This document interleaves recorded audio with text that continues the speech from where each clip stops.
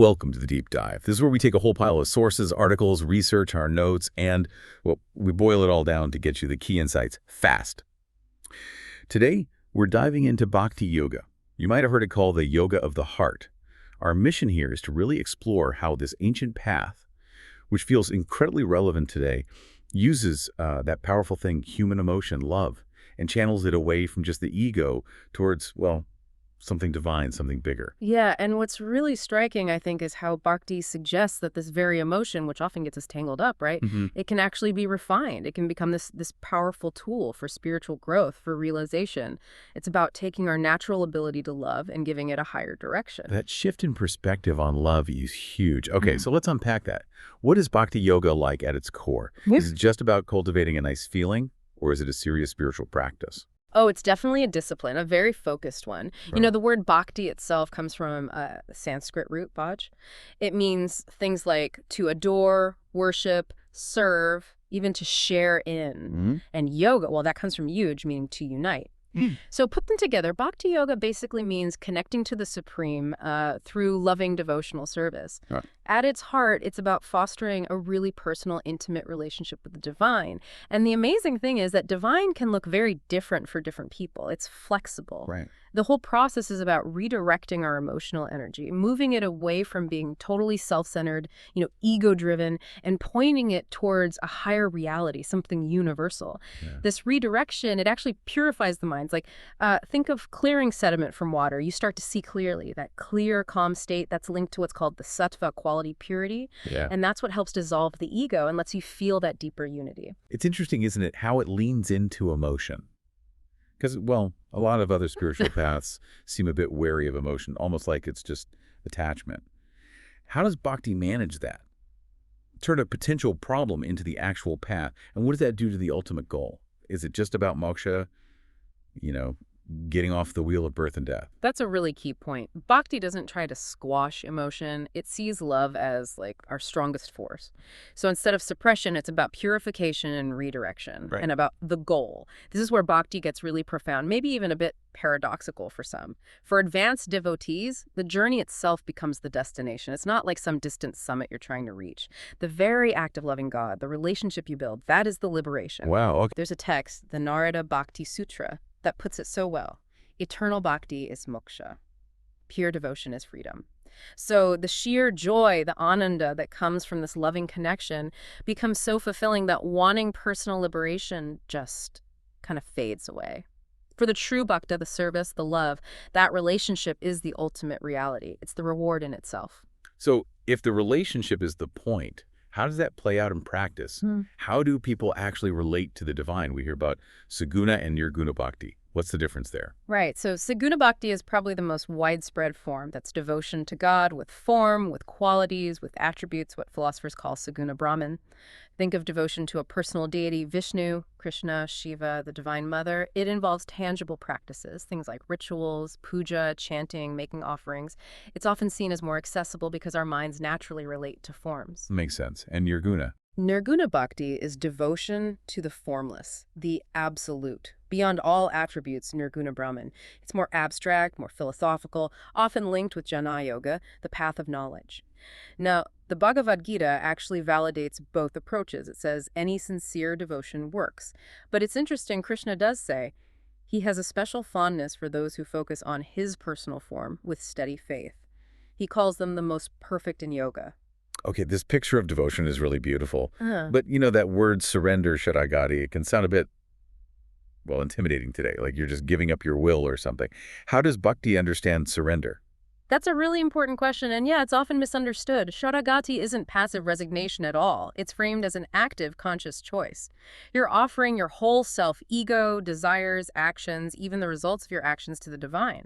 Psychologically, it's not about crushing the ego. It's more like gently, joyfully taking on the identity of a bhakta, a lover and servant of God, directed towards your chosen form of the divine, your ita devata. So it's an active offering. Exactly. And this act of loving surrender is seen as opening you up to divine grace, Aruba. That's like the divine responding to your love. Krishna actually promises in the Gita that this grace frees the surrendered devotee from past karma and grants liberation. And through this, the ideal devotee develops these amazing qualities: freedom from malice, friendliness, compassion, being steady through pleasure and pain, forgiveness, contentment, self-control. Their whole mind is fixed on the divine. It's seen as a path to incredible inner strength, really. Okay, so we've got the core philosophy, the goal, the nature of the devotee. But Bhakti wasn't just theory, right? It became this massive pan-Indian movement. How far back do its roots as a popular force go? The roots are incredibly deep. You can find early hints, sort of nascent devotional expressions way back in the hymns of the Vedas, maybe 1500 BCE. And one of the Upanishads, the Shvetashvatara, actually uses the word bhakti. But the real turning point textually is the Bhagavad Gita. Composed somewhere between the 5th and 2nd centuries BCE, it systematically elevates bhakti, the bhakti marga, making it a primary path alongside the paths of knowledge, jhana, and action, karma. It formally marks it as a yoga. And where did it really catch fire as a popular movement? You mentioned the Southern Dawn. Tell us about that. Yeah, the explosion really happened in South India, in the Tamil region, Tamilakam, between roughly the 6th and 9th century CE. It was spearheaded by two incredible groups of poet saints. You had the Avars 12 saints devoted to Vishnu, and then the Nayars 63 saints devoted to Shiva. Their style of bhakti was just intense, fervent, deeply personal, emotional. It was quite radical compared to the more formal Vedic rituals of the time. And the language was key. Absolutely crucial. They didn't compose in Sanskrit, the language of the priests and scholars. They sang in everyday Tamil. This threw the doors wide open. Suddenly, everyone could understand and participate, and they actively challenged the caste system. Their ranks included people from so-called low castes, even outcasts. It was revolutionary.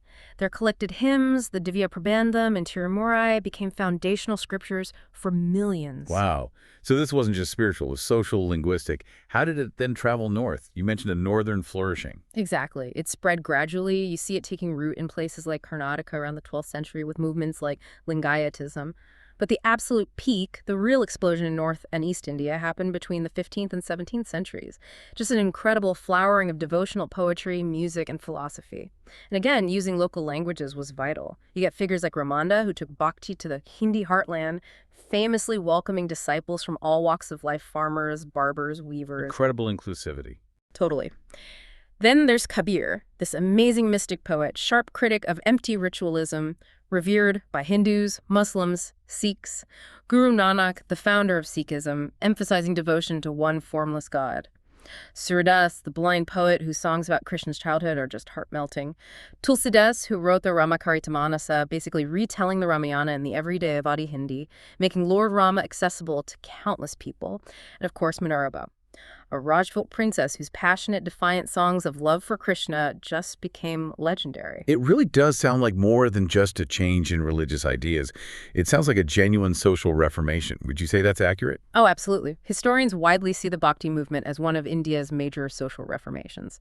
Think about it. At a time when access to religious practice was often tightly controlled by the Brahmin priests, based on birth, caste, gender, complicated Sanskrit rituals, Bhakti just blew that wide open. It said, this path is open to everyone. You gave examples like Ramananda's disciples. Right. A Jat farmer, a barber, a cobbler, a Muslim weaver, all welcomed. You had Chaitanya Mahaprabhu in Bengal railing against caste, embracing a Muslim-born follower. Ramanuja arguing for temple entry for Dalits, then called untouchables. It was a direct challenge to the established hierarchy, and the language thing was key. Using Tamil, Hindi, Brajbhasha, Bengali, these everyday languages, it dismantled the power structure built on Sanskrit exclusivity. It made religion a vibrant, bottom-up phenomenon, a true socio-linguistic earthquake, really. Okay, let's dig into the texts that really define Bhakti Yoga. Where do these core ideas and stories come from? Well, there are three main textual pillars, you could say. First, as we mentioned, the Bhagavad Gita. It's foundational. It synthesizes the major paths, and Chapter 12 is literally called Bhakti Yoga. It presents it as this direct, heartfelt way to connect with the divine. Krishna's teachings there are crucial, talking about different types of devotees, saying the wise one who loves purely is supreme. Some traditions, like ISK Khan, see the Gita as the pinnacle of yoga. It also lays out the ideal qualities of a devotee and stresses letting go of the results of your actions, karma phala tyaga. Got it. The Gita is pillar one. What's the second? Pillar 2 is the Bhagavata Pradas, also known as Srimad Bhagavatam. This is like the epic narrative heart of bhakti, especially for Vaishnavas, devotees of Vishnu. probably compiled around the 10th century. It's huge, but its soul is really the stories illustrating different modes of bhakti towards Vishnu and his avatars, especially Krishna. The 10th canto is particularly beloved. It's all about Krishna's youthful adventures, his leelas, or divine plays in Vrindavan. His interactions with his mother Yashoda, the cowherd boys, and especially the gopis, the cowherd women, their selfless, all-consuming love for Krishna is held up as the absolute highest form of bhakti. And importantly, it's in the Bhagavata that we first get that systematic list of the 9 forms of devotional practice, the Navada Bhakti, explained by the young devotee Prahlada. Okay, Gita, Bhagavata, Purana. What's the third key textual source? The third would be the Bhakti Sutras. These are concise collections of aphorisms, like philosophical threads. The most famous are the Narada Bhakti Sutra and the Sutilya Bhakti Sutra, maybe from around the 12th century. They define and analyze devotion with real precision. The Narada Bhakti Sutra, for instance, calls bhakti supreme love for God, says it's like nectar, amata, and that it makes a person perfect, immortal, completely fulfilled. These sutras are significant because they treat bhakti not just as a feeling, but as a subject worthy of deep philosophical inquiry. They codify its nature, its methods, even the obstacles you might face. So if you look across these major texts, Gita, Bhagavata, Sutras, what's the big picture? How did the understanding of bhakti evolve? You see a really clear progression and evolution. It starts as maybe a spiritual value mentioned here and there in the Upanishads. Then in the Bhagavad Gita, it gets formally recognized and elevated. It becomes a distinct primary path, a marga, to liberation. And then in the Bhagavata Pura and the Bhakti Sutras, it reaches its absolute peak. It's presented not just as one path among equals, but often as the supreme path, the very essence of spiritual life, dharma, and the ultimate goal, purushartha, of human existence. It really solidifies into a complete theological system in its own right. Right. So bhakti isn't just thinking nice thoughts about God, it's a practice. How do people actually do bhakti yoga day to day? Exactly. It's very practical. You could call it embodied theology. It involves specific techniques using the body, the senses, the mind, the emotions.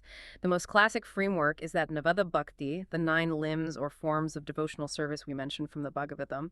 It's a really comprehensive list, and a devotee might focus intensely on one or more often combine several of them in their practice. They all work together to keep you connected. Okay, 9 limbs. Can you maybe unpack a few of the key ones? What do they look like in practice? Sure. Well, take Sravant, which means listening. This is fundamental. Yeah. It's about attentively hearing the names of God, the stories of divine glories and pastimes, listening to teachings from scriptures or talks by saints. It's seen as planting the seed of devotion and purifying the mind. Then there's Kirtana. This is probably the most visible one today. It's the joyful chanting or singing of God's names and glories, often done communally, maybe call and response, often with instruments like harmonium, drums, cymbals. It's considered especially powerful for our current age, the Kali Yuga. It really quiets the mental chatter, opens the heart, and builds community. Yeah, Kirtan is huge now. What else? Smarana is remembering. This means cultivating a constant, unbroken remembrance of the Lord, maybe their form, name, qualities, or activities. It's a kind of active meditation, requiring mental discipline. A specific technique often used here is japa, the repetition of a mantra or a divine name, often using a string of 108 beads, a japamala, to keep count. You can do it out loud, whispered, or mentally. Japa is considered the most potent. The idea is the mind gradually takes on the quality of the mantra, leading to purification and deep concentration. Okay, listening, chanting, remembering, repeating. What about more ritualistic practices? That brings us to arcana, which is ritual worship, often called puja. This involves worshiping the divine through a murti, a sacred image or statue. The deity is treated like an honored guest. You perform various offerings, upakaras. There's often a sequence like the 16 steps, Ochapakara, which includes things like invoking the deity's presence, offering a seat, washing the feet, bathing the image, offering clothes, flowers, incense, a lamp. Wow, quite elaborate. It can be. And each offering has symbolism. The lamp, Deepa or Arati, represents consciousness. Flowers represent offering your heart. Food, Naitya, becomes blessed, prasada, after being offered. It engages all the senses in devotion. And maybe just one more to mention, the culmination, really atmanivedana. This means total surrender, offering your entire self, body, mind, soul, everything you have to God. It's about complete trust, love, and letting go of the separate ego. That framework is really helpful. Now, who are some of the key people, the luminaries, who shaped bhakti, gave it both its intellectual depth and its popular appeal? Yeah, it's this amazing interplay between deep thinkers, ecstatic saints, and inspired poets. A pivotal figure is Ramanuja, who lived around 1017 to 1137. He was a towering philosopher who gave bhakti a really strong intellectual foundation. He developed a philosophy called Vishittadvaita, or qualified non-dualism. This was partly a response to Sankarakarya's Advaita Vedanta, which emphasized absolute oneness.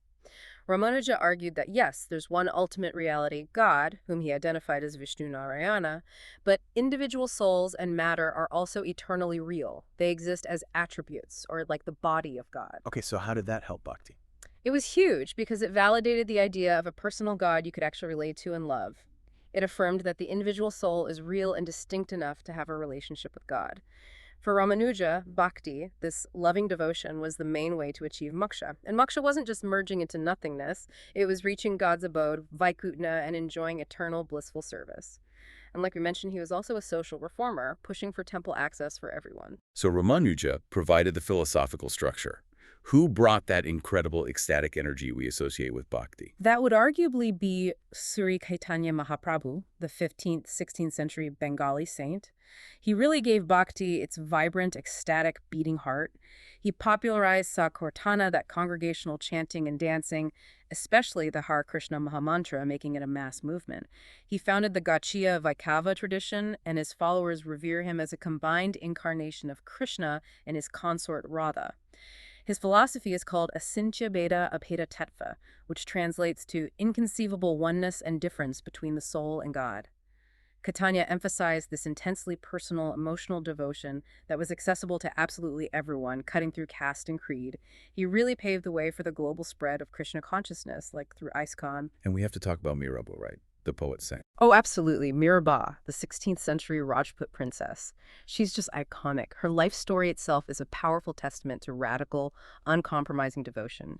She defied all social norms, considered herself married only to Krishna, faced intense persecution from her family and society, but according to the legends, was repeatedly saved by Krishna's grace. Her legacy lives on in thousands of incredibly beautiful and poignant devotional songs, bhajans, mostly in Rajasthani dialect. Her poetry perfectly captures what's called Madhurya Bhava, the intense love of a devotee for God as the beloved. It expresses both the absolute ecstasy of union and the heart-wrenching pain of separation, viraha. She's just this enduring symbol of unwavering faith, courage, and personal relationship with the divine. That's such powerful figures. And just remind us, who are some of the other key players we touched on earlier? Right, we should definitely remember the Avars and Nayars in the South. They really started the popular movement with their emotional outpourings in Tamil. Kabir, the mystic weaver poet challenging all dogma, Surdas, whose poetry lets you almost feel parental love for the child Krishna, and Tulsidas, who brought the story of Rama into the homes of millions through his Hindi Ramakartamanasa. It's such a rich tapestry. It really is. Okay, so we have this powerful path of bhakti. How does it sit alongside the other major spiritual paths within Hinduism, like karma yoga, jnana yoga? Are they seen as competing ways, or do they work together? That's a really central question in Hindu thought. The Bhagavad Gita, as we said, lays out these main paths, or margas. You've got karma yoga, the path of selfless action, doing your duty without being attached to the outcome. That's often called the yoga of the will or body. Then jnana yoga, the path of knowledge, using philosophical inquiry and discernment, viveka, to understand the true nature of the self, atman, and its relation to ultimate reality, Brahman. That's the yoga of the intellect. Bhakti Yoga, using emotion, love, devotion for that personal connection, the yoga of the heart or emotions, and often Raja Yoga is included, the path systematized by Patanjali, focusing on controlling the mind through ethics, postures, asana, breath control, pranayama, meditation, leading to samadhi. That's the yoga of the mind and subtle energies. So they correspond to different aspects of being human. Exactly, different faculties. Now, historically, sure, there were debates. Some philosophers, like Sankarakarya, tended to prioritize jnana. Others, like Ramanuja, prioritize bhakti. But the dominant view, especially over time, is that they aren't mutually exclusive at all. They're deeply intertwined, complementary. A truly balanced, holistic spiritual life often involves elements of all of them. Okay, that makes sense. So how might the other yogas actually help someone on the bhakti path? How do they support each other? They can be incredibly supportive. Think of karma yoga. When you practice bhakti, your actions naturally become offerings of loving service to God. Every duty, every task can be done with that devotional attitude. It infuses action with love, jnana yoga. Studying scriptures, understanding the philosophy behind the divine, this deepens your appreciation of God's glories, which naturally fuels more love and humility. Knowledge enhances devotion. And Raja Yoga, the techniques of concentration and mental discipline it teaches are invaluable for bhakti. They help you focus your mind on your chosen deity or mantra, preventing distractions and keeping your devotion steady. So yeah, a mature spiritual practice often finds a beautiful harmony between action, knowledge, and devotion. They really enrich each other. That integration makes a lot of sense. Okay, let's shift gears now to the modern era. How did this ancient Indian tradition make its way across the world, and how is it showing up today in the 21st century? Well, the early seeds were planted in the late 19th, early 20th century. Swami Vivekananda was a key figure here, introducing the concept of the four yogas, including bhakti, to Western audiences, notably at the Parliament of Religions in Chicago in 1893. But the really big wave, the one that made bhakti a visible part of Western culture, came later, primarily through A.C. Bhaktivedanta Swami Prabhupada in the 1960s and 70s. He founded ISKCON, the International Society for Krishna Consciousness, famously starting in a small storefront in New York City in 1966. He brought the specific Gatiya Vaikava tradition, with its emphasis on chanting Hare Krishna, Kirtana, and devotion to Krishna, right into the heart of the counterculture.